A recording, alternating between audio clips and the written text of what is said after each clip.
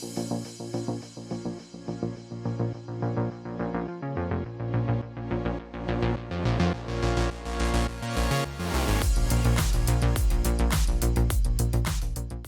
ना एक इंतज़ार है, मेरी ना एक इंतज़ार है, जो सदियों से सबका है, वो है कहीं जाने का। जहाँ होगी आसमान के नीली रोशनी, बादलों की सफ़ेद सवारी, दूतों की शाही बाराती। जहाँ होगी आसमान के नीली रोशनी, बादलों की सफ़ेद सवारी, दूतों की शाही बाराती। वो अमरता की एक अनंत सफ़र होगी, वो अमरता की एक अनंत सफ़र होगी। ये मेरी मिट्टी के देह में कैद आत्मा की एक पुकार होगी। बस एक ही इंतज़ार है, वो तुरी नाद का और पलक झपके ही उड़ जाने का। बस एक ही इंतज़ार है, वो तुरी नाद का और पलक झपके ही उड़ जाने का। क्या फ़ायदा इस दुनिया की रंगीन ए भीड़ के बाजार में, क्या फ़ायदा इस दुनिया की रंगीन ए भीड़ के बाजार में।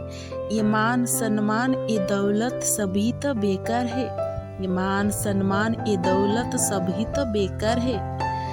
ये मेरे शरीर की सुंदरता किस काम का, ये मेरी शरीर की सुंदरता किस काम का। वो जिंदगी जो मौत के आगे मुझे पुकारती है, बस वही सफ़र के लिए मुझे चलने का, वही सफ़र के लिए मुझे चलने का।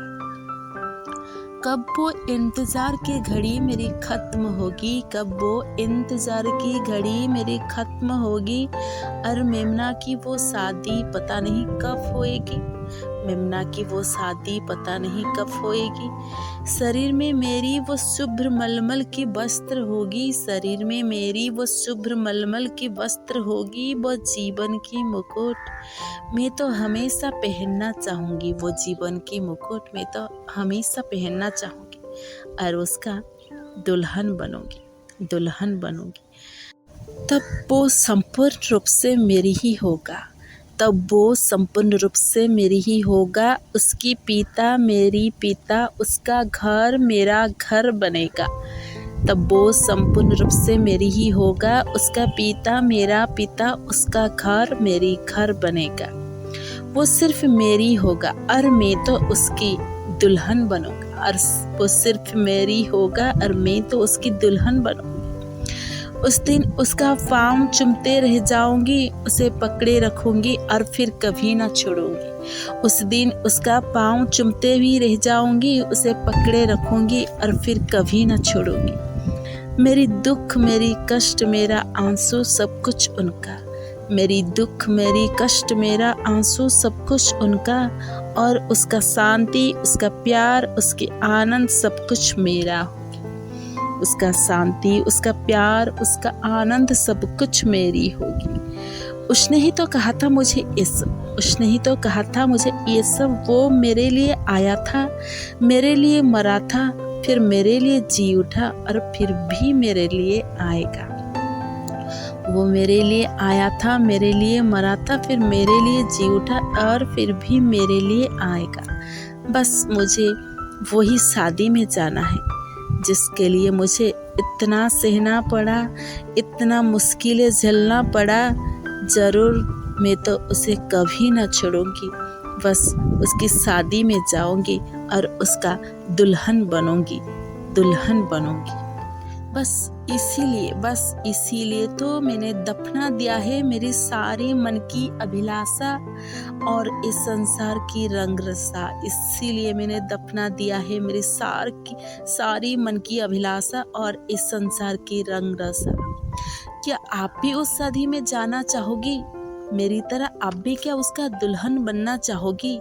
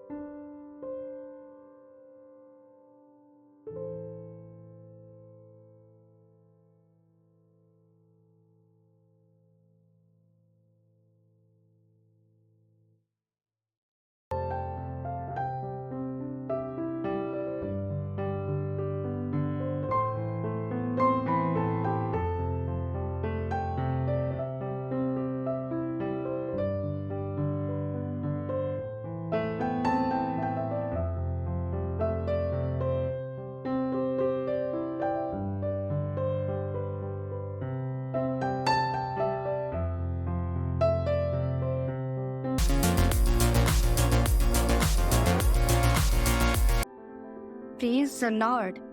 आई मार गप पीढ़ी मु गोटे कहानी शुणुली।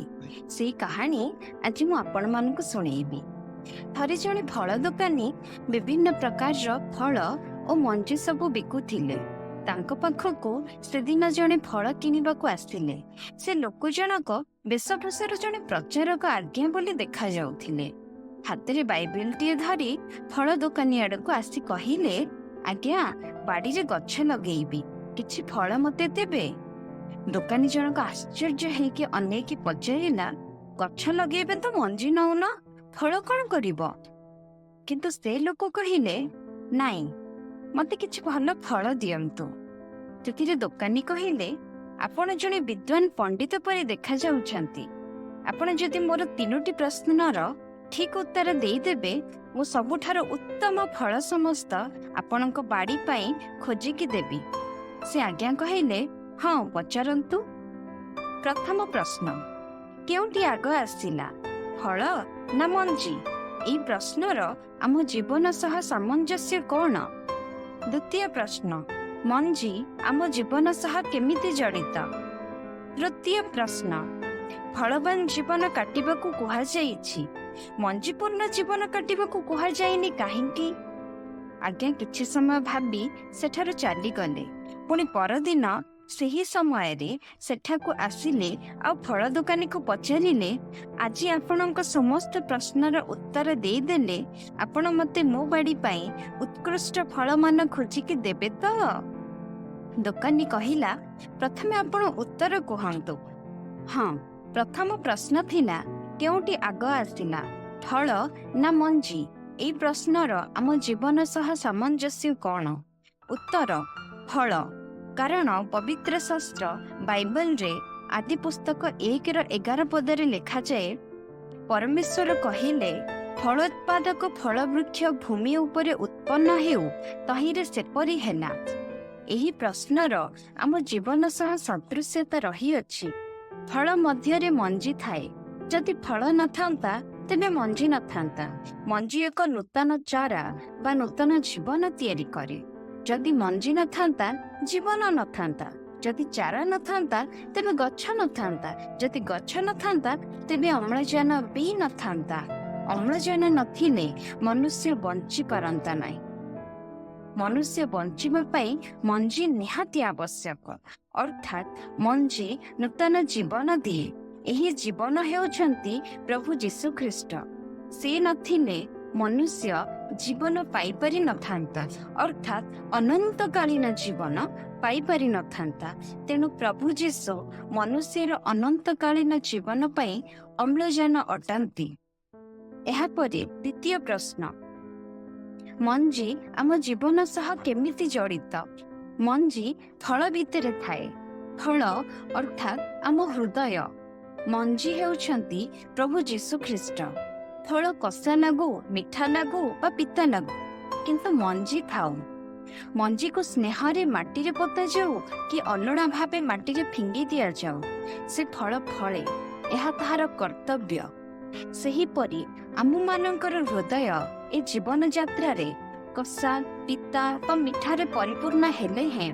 जदि यीशु आमମାନଙ୍କ जीवन रे अछंती, से फलंती, से अंकुरोद्गम हुअंती एवं आमको परिवर्तन करी नूतन गछ, नूतन फल मान से उठांती। एहा परे तृतीय प्रश्न, फलवान जीवन काटिबाकु कुहा जाइछि, मंजीपूर्ण जीवन काटिबाकु कुहा जाइनि काहिंकी? उत्तर, कारण गछ बा आमर जीवन फल द्वारा चिन्हा जाए, मंजी द्वारा नुहे। मु आपनंकु काली फल मागिली, मंजी नुहे। मो परी जगतर लोक माने मध्य फल अर्थात आम हृदयर स्वभाव को देखती, आमर व्यवहार आचरण को देखती एवं सेथिरे समाने गेस करती जे एहार मंजी और गछ केते गुणवत्ता विशिष्ट हेबो। फल परिचय देई थाए मंजी और गछर। फल एवं ताहार स्वादिष्टता को देखि लोक माने गछ प्रति आकृष्ट हुअंती। तेणु आम्भे माने फलवान जीवन काटू। मंजी प्रभु यीशु ख्रीष्ट, से आमମାନଙ୍କ हृदय रही सिक्रेटली तांकर कार्य साधन करूअछंती। एसबु उत्तर शुणिला परे से फल दोकानी निजर परिचय देले एवं कहिले तुमे ठीक उत्तर देल। से थिले ताहांकर गुरु सीनियर पास्टर ओ ए व्यक्ति जनक सेठारे ताहांक अंडर रे अध्ययन करुथिले। सेथिरे गुरु कहिले वो तुमर उत्तर नुहे, तुमठारे पवित्र आत्मांकर फल अर्थात प्रेम, आनंद, भद्रता, आत्मसंयम इत्यादि समस्त देखुथिले। एते ज्ञान अर्जन परे मध्य तुमे काली मो सहित कौनसी प्रकार जुक्ति, गर्व किंबा अपव्यवहार देखाइन। आज पुणी थे मो पाखक आसी तुमे नम्रतार सह एवं भद्रतार सह समस्त उत्तर कहल।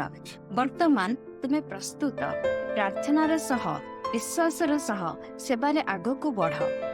यह कही आई मते बुझेइले प्रभुଙ୍କ सेवा निमंते केवल ज्ञान यथेष्ट नुहे, शैतान सहित लड़िबा पई पवित्र आत्माଙ୍କ दान सह पवित्र आत्माଙ୍କ फल मध्य धारण करबाकू पड़िबो।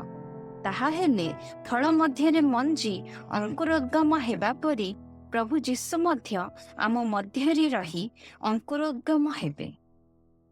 Thank you.